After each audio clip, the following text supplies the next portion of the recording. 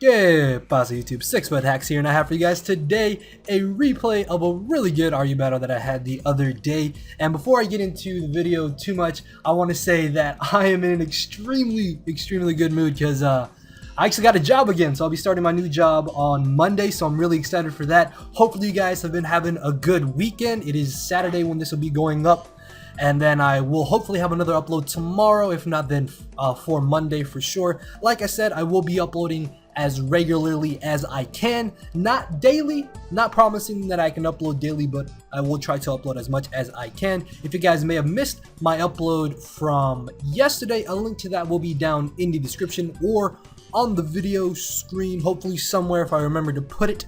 If not, then just remind me in the comment section below. And speaking of the comment section below, let me know what you guys think about Honchkrow in the RU tier since it has recently dropped. I personally think that a Scarfed Honchkrow set would actually be would do really well in RU. So I do kind of want to use that. Look out for a potential RU live with Scarfed Honchkrow. Just a little hint, wink, wink there. The team that I'm using is one that I modified off of the sample team thread on Smogon to make it more to my liking. Looking at my opponent's team, he literally has 5 attackers and an Alamamola. It's 5 threats and an Alamamola just to kind of sponge hits, I guess, and pass off humongous wishes. Easily the biggest threat on my opponent's team is Hoopa, especially if it is a substitute variant of Hoopa. Honestly, I have no idea what Hoopa does in RU. I think it can run Trick Room. I've seen like sub nasty plot, I think, which is what I'm kind of terrified of because Hoopa can literally just destroy my entire team bar my Honchkrow. Again, if he's not substitute, I can hopefully sucker punch him or pursuit trap him, so I will have to watch out for the Hoopa mainly. His Tyrantrum could be a problem if it is not a Stealth Rock variant, but looking at his team, it's probably just going to be a lead Sash with rocks maybe, or lead Lum with rocks, so I'm not too concerned about it being Dragon Dance. X-Cloud, I literally have no switch-ins to, so I really have to watch out for this giant threat because it can get a free KO on half of my team, which is really not good for me. But my biggest threat to his team is easily my Venusaur. As you can see, Sludge Bomb plus Leaf Storm pretty much 2 KOs or OHKOs what he has on his team. So I knew Venusaur would be the biggest help in this match. Also, Scarfed Embor, if I can get rid of his Tyrantrum and weaken Alamamola, can probably just come in and wreck with Scarf Reckless Flare Blitz after rocks and late into the game. But yeah, it's been about 3 minutes. Let's go ahead and get this game started. So I thought that he would lead off with the Tyrantrum because again, I thought that it would be a Lumberry or Focus Sash Stealth Rock lead, but he ends up leading off with number 1 threat, literally the thing that just OHKOs. I think this does OHKO my entire team with any one of its stabs or coverage moves. So off the bat, I have to make a pretty ballsy play in determining whether or not to stay in, risk getting knocked out by Shadow Ball, or allowing him to get up a substitute as I switch out. Ultimately though, I make the safe switch into my Honchkrow in hopes that if he is substitute, he won't have anything that will be able to one-hit KO my Honchkrow. So then I can sucker punch and break the sub and force him out with my Embor because I am Scarfed. I can bring it in, force him out, and maybe wild charge the incoming Alamamola. Or if he does want to stay in with Hoopa, I can wild charge, maybe knock it out or get off enough damage to the point where something else can revenge kill it, but at that point the game is probably going to be lost. So that's why I'm saying that it was a really risky play for me to hard switch directly into Honchkrow here instead of staying in with my Slowking and going for Skull to see if he did substitute. Thankfully though, he goes for the Shadow Ball, does about 45% to me, and I'm thinking, okay, hold on, that did entirely too much damage.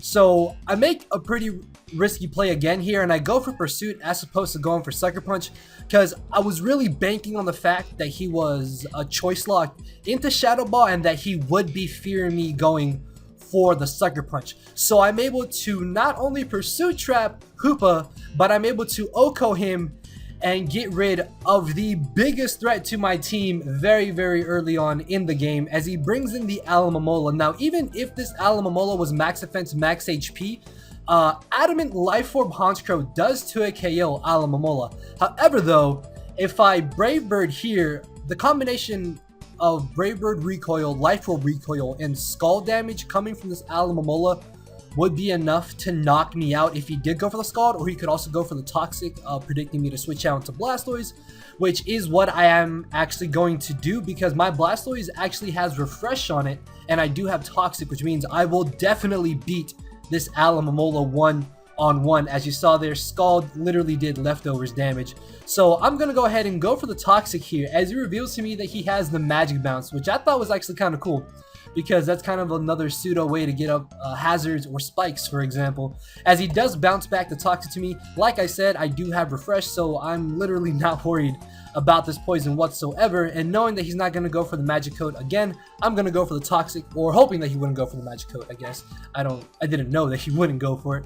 I do manage to poison Alomomola, and then I'm going to be able to go for the Refresh and get rid of the Toxic on my Blastoise, as I'm going to predict him here to actually want to go for the Wish, thinking that I would go for the Toxic again, which is exactly what happens. And now I'm in a scenario where I can pretty much get a free KO with any move that I want to go for. However, though, the problem with that would be that the only Pokemon that lives, and, well, actually no, Tyrantrum doesn't outspeed me.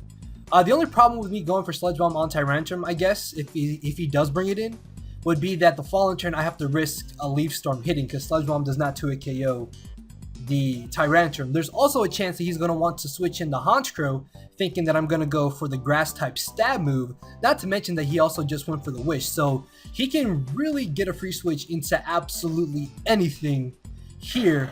And that is also another reason why I ultimately choose to go for the Sleep Powder over the Wish, because yes, like I said, I would be able to knock anything out on his team, but with him passing off that Wish, it is a little bit pointless for me to go for the aggressive move.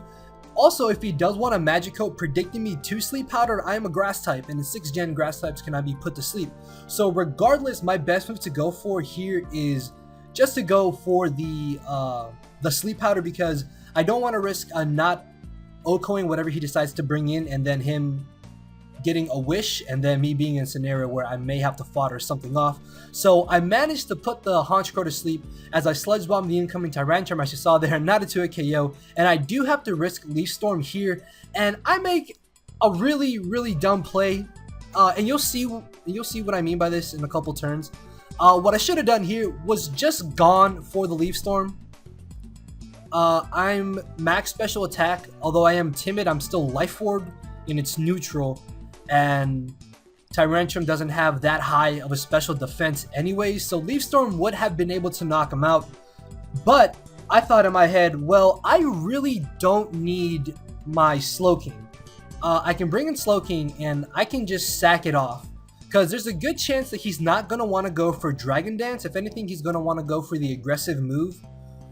Or he could have also gone for the Rocks. Then again, though, I do have Blastoise, so that would have been a little bit pointless on his part. So he does end up going for the Head Smash, as you see here. And because he was Lumberry, not Banded, and I am max defense and max HP, if I'm not mistaken, on this Slowking, I'm able to take the Head Smash, and then he over-predicts, and I'm able to get off some damage with the Skull. Don't get the burn, which does kind of suck, because that would have kind of made up for this, me losing my Slowking for no reason. Because what I should have done was just gone for Leaf Storm. That would have allowed him to get a free switch into X-Cloud, and then I could have sacked off my Slowking to the X-Cloud while being able to save my Steelix. Unfortunately though, now I'm forced to bring in Steelix and hope and pray that maybe I can take a modest Choice Specs Boom Burst. However though, that does 58%, and I don't have that many Spadef EVs. So even after Mega Evolving, I will be able to get to a KO'd by X-Cloud. This does allow me to get a free switch into my M-Board, which I'm pretty sure does OHKO X-Cloud with a Scarfed Superpower. I'm not too sure. I could run a calc and show it on the screen. Actually, I think I'll do that. So yeah, as you can see from the screen, you can see what Superpower does. Regardless though, I was going to go for Superpower anyways, because I wanted to weaken this X-Cloud to the point where I could safely bring in my Venusaur and just Sludge Bomb and get another KO, because like I said, Venusaur is the biggest threat to his team. So weakening this, bringing it into KO range means I can either knock out Honchkrow, knock out X-Cloud, knock out Alomomola, or knock out Rotom Mo.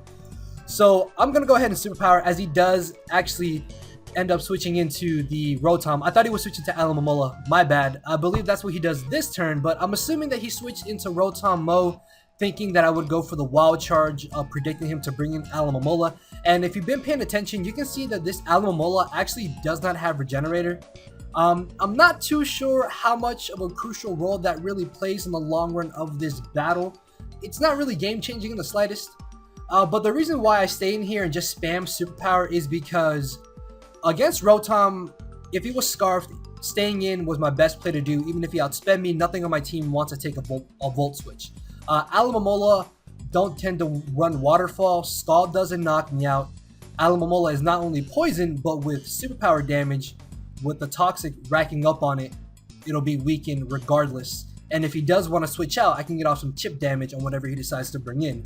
But since he stays in and goes for the Wish, I'm going to go into my Venusaur this turn, predicting him to want to go for the Protect, or maybe try to pass off the Wish to his Rotom Mo, which my Venusaur can just get a free KO on pretty much. So regardless, unless he switches into his X-Cloud here directly, which I knew he wouldn't do, then I'm pretty much in a scenario where I 2 KO or OHKO anything he wants to bring in. As he brings in the Alamomola, again, it didn't have Regenerator, but I'm pretty sure that I would have been able to 2 KO him with the Sludge Bomb regardless. As he brings in the Honchkrow, he's going to try to wake up. Unfortunately, though, I don't quite knock him out with the Sludge Bomb. Thankfully, though, he doesn't wake up, and then I will be able to finish him off with the second Sludge Bomb, as the only Mon that he can bring in is his X-Cloud, which even if I don't OHKO him, he will be able to knock me out, but then I can just bring in Emboar and click Scarfed Reckless Flare Blitz and pretty much win the game. So Leaf Storm did a pretty solid chunk of damage, as Emboar will be able to pick him off, and then Rotom Mo